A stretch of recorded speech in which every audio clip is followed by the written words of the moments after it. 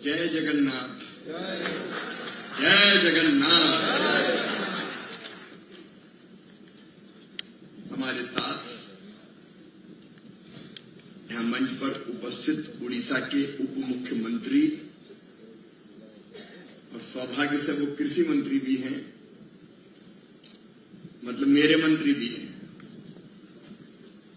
आदरणीय, नाम भी है कनक। कनक का मतलब सोना होता है, गोल्ड। वो काम करने में भी सोने जैसे ही हैं। मैं उनको बहुत बहुत धन्यवाद देता हूं कि उन्होंने मुझे बुलाया और आपसे मिलने का मौका दिया। वर्चुअल माध्यम से जुड़े हुए देवेश जी, एमएल जाट जी, डीडीजी हमारे डॉक्टर डीके यादव जी, नायक जी, डॉक्टर एसके प्रधान जी, जीपी दीक्षित जी, ज्वाइंट सेक्रेटरी वेंजय इंधा जी। हमारे दो किसानों को मैंने यहां सुना, मुक्ति प्रकाश जी और वीरेंद्र धनुआ जी। यहां उपस्थित चाची बहनों और भाइयों, मामा का सबको प्रणाम। जय जगन्नाथ।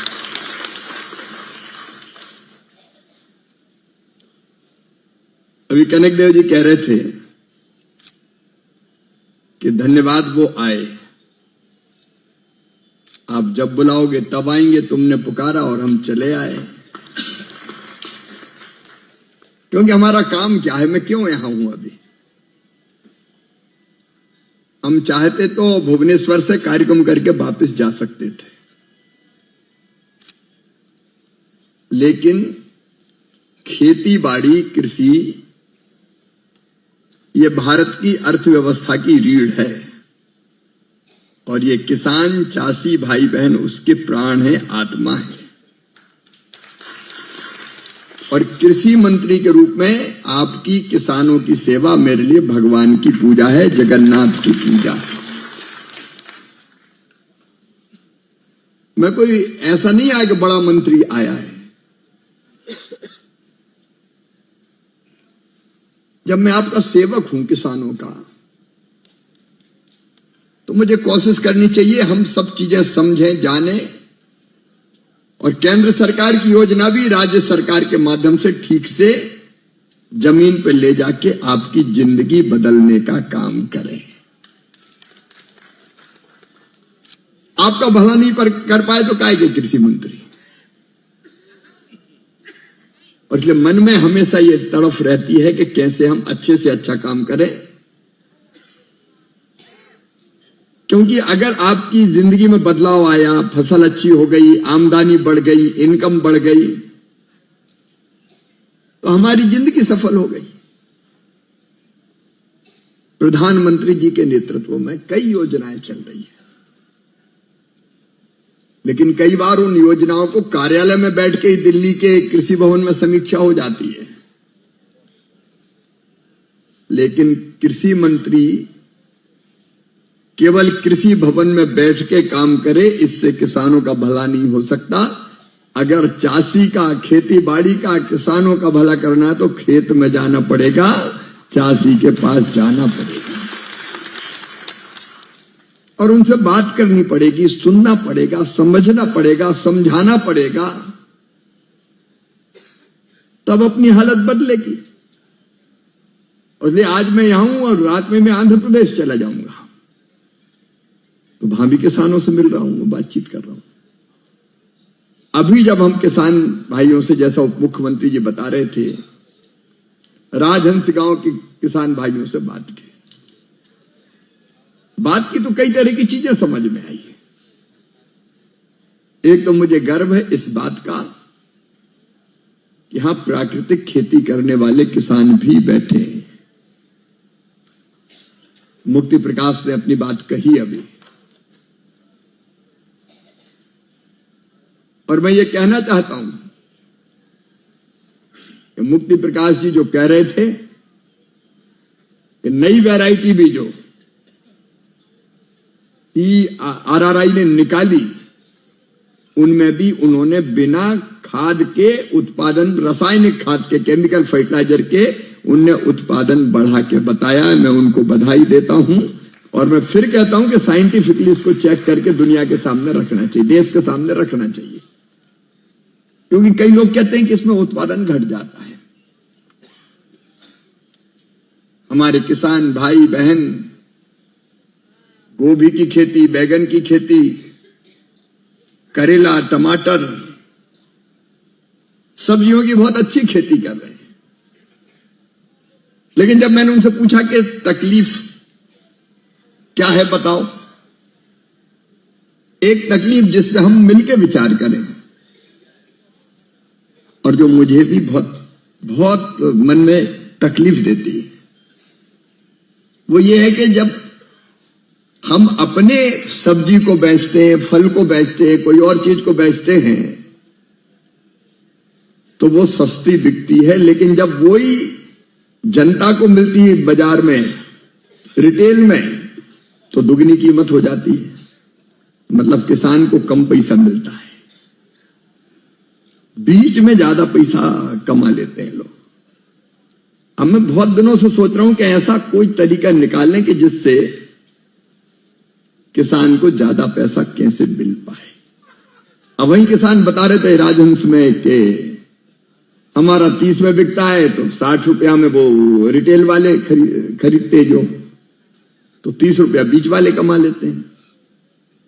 फिर अभी बताया कि 2-3 चीजें और बताई। एक बताई कि डीजल पेट्रोल का खर्चा जो जब पानी बोरवेल से निकालते हैं या कुएं से निकालते हैं तो वो ज्यादा लग जाता है। तो हमारे उप मुख्यमंत्री जी बैठे हैं, मुख्यमंत्री जी से भी चर्चा करके भारत सरकार की जो योजना है कुसुम, उसका भी उपयोग करके कैसे हम सोलर पैनल लगवा सकते हैं अधिकतम किसानों के खेत में, उसकी कोशिश करेंगे ताकि डीजल पेट्रोल का पैसा बचे। और मैं CRRI से ही कहूंगा कि आप इन चीजों को कोऑर्डिनेट करने का भी काम राज्य सरकार के कृषि विभाग के साथ मिलकर करो, और जब दिक्कत आए तो मुख्यमंत्री जी को बताएं, फिर भारत सरकार की चीज मुझे बताएं, तो मिलकर करने की कोशिश हम लोग करेंगे। एक और समस्या जिसमें आपका भी सहयोग चाहिए वो है गाय, बैल, सांड वगैरह, जो मुझे बताया कि वो अभी दलहन मिशन की बात हो रही है। देखो, दालों की हमें जरूरत है, धान तो खूब पैदा हो रही है, राइस, चावल अपने देश में खूब पैदा हो रहा है, उड़ीसा में भी हो रहा है, उसमें भी दिक्कतें हैं, लेकिन उसके लिए यहां CRRI है, अच्छी वैरायटी और कैसे आए। यहां पानी ज्यादा भर जाता है तो उसमें फसल आड़ी हो जाती है धान की, बायो फोर्टिफाइड किस्में कैसे आए। 2 और धान की किस्म बीच में तैयार की है जीनोम एडिटिंग पद्धति से, जिसमें 20 से लेकर 30% उत्पादन बढ़ता है और पानी भी कम लगता है। तो चावल के मामले में आप करो, आपने बहुत, CRRI ने बहुत अच्छा काम किया, मैं बधाई देता हूं। नहीं तो एक जमाना था कि लगभग 20 लाख लोग, जब अकाल आया था बंगाल का, तब भूखे मर गए थे। आज तो हमारे भंडार भरे पड़े हैं। लेकिन दलहन में जो राइस फैलो, मतलब जो चावल हम लगाते हैं, वो चावल काटने के बाद पाम को तुअर, अरहर, मसूर, चना, मूंग, उड़द, इनको बोना चाहिए, क्योंकि नमी पर्याप्त रहती है। और एक फसल से हमारा काम नहीं चलेगा, क्योंकि जमीन छोटी छोटी है हमारे पास, 1 एकड़, 2 एकड़, 2.5 एकड़, एकड़ बीघा क्या कहते हैं यहां पे, एकड़ बोलते हैं। अब इतनी कम जमीन में जिंदगी चलाना बहुत कठिन काम है भाई, खेती आसान नहीं है। दिनों रात मेहनत करते हैं, खून पसीना एक करते हैं, पूरा परिवार मेहनत करता है, और फिर कितनी दिक्कतें, मुसीबतें सहता है किसान। कभी साइक्लोन आ गया, कभी पानी ज्यादा गिर गया, कभी वाटर लॉगिंग हो गई, कभी पानी कम गिरा, कई तरह की परेशानी आती। एक बार फसल खराब हो गई तो फिर जिंदगी बर्बाद हो जाती 4-5 साल की। तो हमको एक से ज्यादा फसल करनी ही पड़ेगी। और इसलिए उड़ीसा बहुत आदर्श राज्य है जहां हम दालों की खेती धान के बाद कर सकते हैं। लेकिन एक दिक्कत है यहां कि वो जो पशु आते हैं वो नुकसान पहुंचाते हैं, तो उनसे बचाने की व्यवस्था के बारे में आपने कहा है। एक दलहन मिशन के अंतर्गत किसान भाइयों, आपको क्लस्टर में फ्री में अच्छे बीज उपलब्ध कराए जाएंगे, भारत सरकार ने तय किया है। आपको मैं ये कह रहा हूं कि CRRI दलहन मिशन को कोऑर्डिनेट करे, प्राकृतिक खेती को भी और धन धान योजना को भी कोऑर्डिनेट करने का काम हमारे सारे संस्थान करें, आप सहित। वो करना जरूरी है। तो एक हम अच्छे बीज देंगे, चना के, मसूर के, तुअर के। हम ट्रेनिंग देने का काम करेंगे, प्रशिक्षण देने का वो भी हम करेंगे। बेस्ट प्रैक्टिस कैसे हो सकती वो भी हम करेंगे आपके साथ मिलके। और उसके बाद एक बड़ा संकट ये है कि हम पैदा करें तो बिकेगा, धान तो सरकार खरीद लेती है। और उड़ीसा में तो आपने चमत्कार ही किया है, 3100 रुपया कुंटल खरीद रहे हैं आप, MSP से भी 800 रुपया ज्यादा दे रहे हैं। लेकिन ये दालें पूरी नहीं खरीदते। अब भारत सरकार ने प्रधानमंत्री जी के मार्गदर्शन और नेतृत्व में तय किया है कि जितनी दाल पैदा करोगे, अरहर हो, मसूर हो, उड़द हो, पूरी की पूरी सरकार खरीदेगी, एक दाना नहीं छोड़ेगी। तुअर के इस बार मिनिमम सपोर्ट प्राइस लगभग 8,000 रुपया कुंटल है, 8,000 रुपया कुंटल के आसपास, तो हम खरीदेंगे। तो मैं आपसे निवेदन करता हूं, बाकी चीजें तो बताई कि मिशन में क्या क्या होगा, मैं दोहरा नहीं रहा, कि हम इस इलाके में भी और संपूर्ण उड़ीसा को भी कैसे दलहन मिशन, क्योंकि यहां की जलवायु आदर्श है और यहां बेहतर दलहन हो सकता है। उड़ीसा एक तरह से मिनी इंडिया है, लघु भारत, सब तरह के एग्रो क्लाइमेटिक जोन यहां पे है। और सबसे बड़ी बात, मेहनती किसान और भगवान जगन्नाथ की कृपा। इसलिए दलहन मिशन को व्यवहारिक रूप से ट्रेनिंग दीजिए, मिनी किट्स का वितरण ठीक से हो। अच्छा, एक काम हम और करेंगे, आप जो दाल पैदा करेंगे उस दाल की कीमत और अच्छी मिले, इसलिए हम दाल की मिल लगाने के लिए भी सहयोग करेंगे। एक दाल मिल लगाने के लिए 25 लाख रुपए तक की सहायता दी जाएगी कुल। तो वहीं के वहीं दाल हो रही और 20-25 गांव के बीच में एक मिल लग गई, दाल की मिल, तो वहीं दाल बन के चली जाएगी, तो और काम आसान हो जाएगा। ये भी करने वाले। तो दलहन का प्रशिक्षण ठीक से देने का काम निरंतर चलना चाहिए और उसमें हमारे संस्थान भी महत्वपूर्ण भूमिका का निर्वाह करें। दूसरी बात है प्राकृतिक खेती की। आपने बहुत अच्छे ढंग से समझाया मुक्ति जी।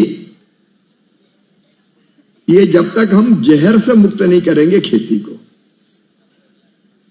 क्योंकि ये डाल के पेस्टिसाइड, खाद, केमिकल, फर्टिलाइजर, हालत ये हो गई है कि कई बीमारियां पैदा हो रही है, कैंसर जैसी बीमारियां हो रही है, इंसान भी बीमार हो रहा है और मिट्टी भी बीमार हो रही है। धरती मां पे अन्याय हो रहा है लगातार, दे खाद, दे पेस्टिसाइड,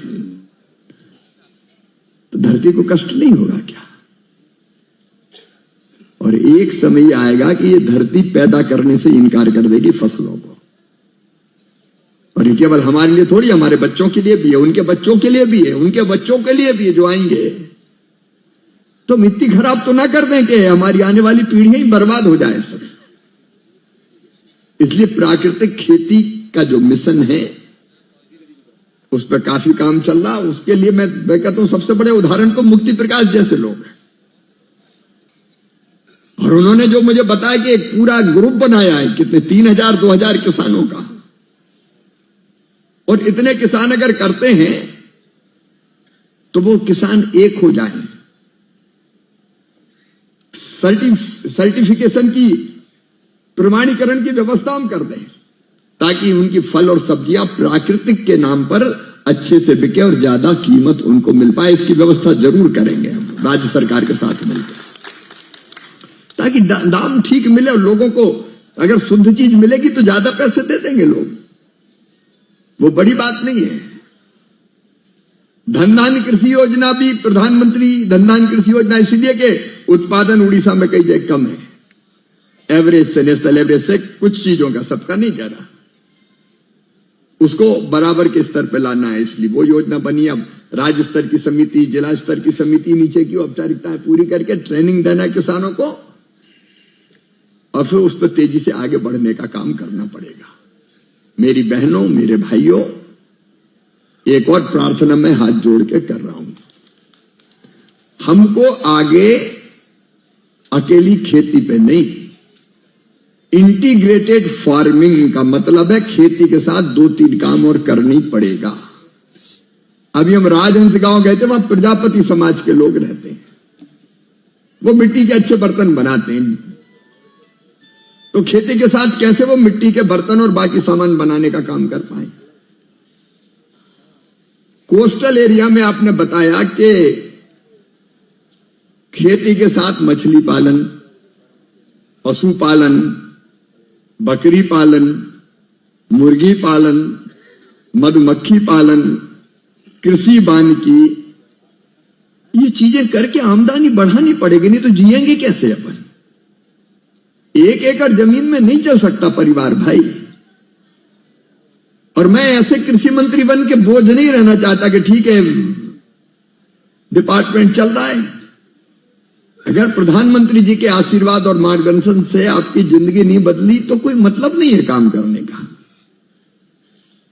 तो मैं तो यही सोचता हूं कि कैसे अच्छा करें, कैसे बेहतर करें। तो आपने शायद कहा था कि कोस्टल एरिया में हमने इंटीग्रेटेड फार्मिंग की बात कौन कही ने, आपने कही थी। 30 से अधिक में देखने आऊंगा उनको। और इंटीग्रेटेड फार्मिंग का ऐसा मॉडल बनाओ कि हर किसान परिवार खेती के साथ 1 या 2 काम करे ही करे, और उनमें पूरा सहयोग राज्य सरकार भी करेगी और केंद्र सरकार भी हर हालत में करेगी। आपकी आमदनी बढ़नी चाहिए, इनकम बढ़नी चाहिए। भूखे भजन ना हो गोपाला, भात चाहिए तो भात के लिए पैसा भी चाहिए। अगर वो ही नहीं आएंगे तो पेट कहां से भरेगा और बच्चों की जिंदगी कैसे चलेगी। मेरी बहनें बड़ी संख्या में बैठी है, इनमें एसएचजी में समूह में, समूह को क्या कहते हैं यहां, एसएचजी ही कहते हैं। एसएचजी की बहनें हैं क्या जो स्व सहायता समूह में हो? सेल्फ हेल्प ग्रुप की बहनें तो नहीं है यहां, शायद नहीं है यहां पे। देखो एक बहुत अच्छी योजना है, सुभद्रा योजना शुरू हुई है। सुभद्रा योजना जिसमें हर महीने बहनों के खाते में पैसा जा रहा है, ये आर्थिक सशक्तिकरण के लिए। लेकिन एक हमारा संकल्प है, बहनों को गरीब नहीं रहने देना है। बहनें गरीब रहनी चाहिए क्या? 1000-2000 रुपए के लिए हाथ फैलाना चाहिए क्या? नहीं मेरी बहनों, नहीं। वो जमाना चला गया, अब नया जमाना आया है। मोदी जी भारत के प्रधानमंत्री है, यहां भारतीय जनता पार्टी की सरकार है। हर महीना भी तुम्हारे खाते में पैसा आएगा और दीदियों को लखपति दीदी बनानी है, लखपति गरीब नहीं रहने देना। लखपति को उड़िया में क्या कहेंगे? लखपति। तो लखपति पे तो ताली बजाओ ना जोर से। लखपति बनना, ये मजाक नहीं कर रहा मैं मंत्री नहीं हूं, अब तो मुख्यमंत्री जी ने भी कह दिया मैं तो मामा हूं। लखपति बनाना है और उसके लिए कई तरह के काम धंधे शुरू कर रहे हैं। सेल्फ हेल्प ग्रुप के माध्यम से कई तरह के काम, छोटे काम, बड़े काम, खेती से जुड़े काम, कृषि सखी, बैंक सखी, पशु सखी, द्रोण दीदी।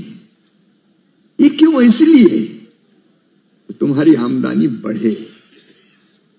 अभी 2 करोड़ लखपति दीदी बन चुकी है, 3 करोड़ का टारगेट पूरा करना है और जल्दी वो दिन आएगा जब 10 करोड़ लखपति दीदी भारत में होंगी, कोई गरीब नहीं रहेगा।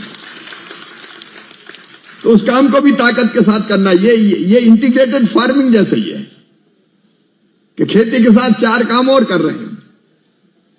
तो इसमें भी लगातार मेहनत करते रहेंगे, हम लोग काम करते रहेंगे। इनकम बढ़े, बस इनकम। और इसलिए इंटीग्रेटेड फार्मिंग इस माध्यम से भी फिर कई चीजें कर रहे हैं। देखो, किसान सम्मान निधि प्रधानमंत्री जी देते हैं 6,000,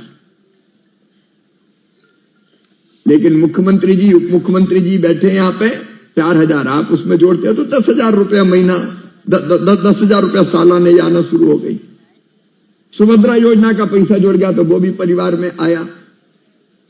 ऐसे ही हम सेल्फ हेल्प ग्रुप के माध्यम से आमदनी बढ़ाएं, ऐसे ही हम इंटीग्रेटेड फार्मिंग के माध्यम से आमदनी बढ़ाएं, तो धीरे धीरे हमारी आमदनी इतनी हो कि हमारी जिंदगी अच्छी बन जाए, हम आराम से जी सकें, अच्छा खाएं, अच्छे घर में रहें। इसलिए भी मेरी बहनों, उड़ीसा को पहले भी प्रधानमंत्री आवास योजना के अंतर्गत मकान मिले हैं और आगे नया सर्वे हुआ है। अभी कोई भी भाई बहन गरीब कच्चे मकान में नहीं रहेगा, पक्का मकान बनाने का पैसा दिया जाएगा प्रधानमंत्री आवास योजना में। पक्का मकान होना चाहिए कि नहीं होना चाहिए? तो जोर से बताओ ना, होना चाहिए कि नहीं? होना चाहिए पक्का मकान। क्यों झोपड़ी में रहे? और जब वो सर्वे भी चल रहा है, उसका एक बार वेरिफिकेशन करके जैसे ही सूची आपकी आप अधिकृत करोगे तो फिर प्रधानमंत्री आवास योजना के मकान शुरू हो जाएंगे। और मुख्यमंत्री जी मुझे कह रहे थे कि कुछ तो उनने भी योजना बनाई जिसमें मकान दिए जा रहे हैं। ये सब चीजें इसीलिए कि अपनी जिंदगी पक्का मकान हो, मकान में गैस का चूल्हा हो, मकान में टॉयलेट हो, बच्चों के पढ़ने लिखने की व्यवस्था हो जाए, अच्छी खेती हो जाए। ये सब होगा तो अपनी जिंदगी बदलेगी।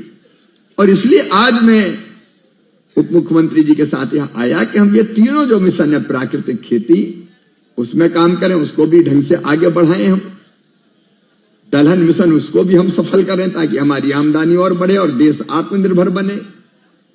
मिशन पाम ऑयल उसको भी हम सफल बनाए और प्रधानमंत्री धन धान्य कृषि योजना को भी सफल बनाए। और मुझे पूरा विश्वास है कि हम मिलके गरीबी को खत्म करेंगे, गरीबी को भारत से बाहर खदेड़ देंगे ताकि हमारी जिंदगी अच्छे ढंग से चले और हमारा प्यारा देश भारत आगे बढ़े। यही आज की इस बैठक का उद्देश्य था। मैं आदरणीय मुख्यमंत्री जी, आपने आमंत्रित किया, मैं आपको हृदय से धन्यवाद देता हूं, क्योंकि अपनी जिंदगी है इसलिए कि लोगों की सेवा करें, उनके बीच जाएं, उनकी समस्याएं समझें, उनको दूर करें। और आप सब इतनी देर से यहां बैठे हैं, कई बार कुछ बात समझ में आई, कुछ नहीं आई, भाषा की दिक्कत भी रहती है, लेकिन मैं तो दिल की भाषा बोलता हूं। मेरी बात तो समझ में आ गई होगी ना? पर हम मिलकर चीजें ठीक करेंगे, आगे बढ़ेंगे, इन तीनों मिशन को भी सफल बनाएं। और आपने जो आईसीआर के सभी संस्थानों को मैं कहता हूं कि इन अभियानों को आपने कहा कि आप मंजूरी दे दें, मैं अभी मंजूरी दे रहा हूं, कोई दिक्कत नहीं। आप इनको सफल बनाने में राज्य सरकार के साथ काम कीजिए ताकि ठीक ट्रेनिंग, प्रशिक्षण और बाकी व्यवस्था की जा सके। भगवान जगन्नाथ आप सब पर कृपा और आशीर्वाद की वर्षा करें। आप सबको बहुत बहुत धन्यवाद। जय जगन्नाथ, जय जगन्नाथ, बहुत बहुत धन्यवाद।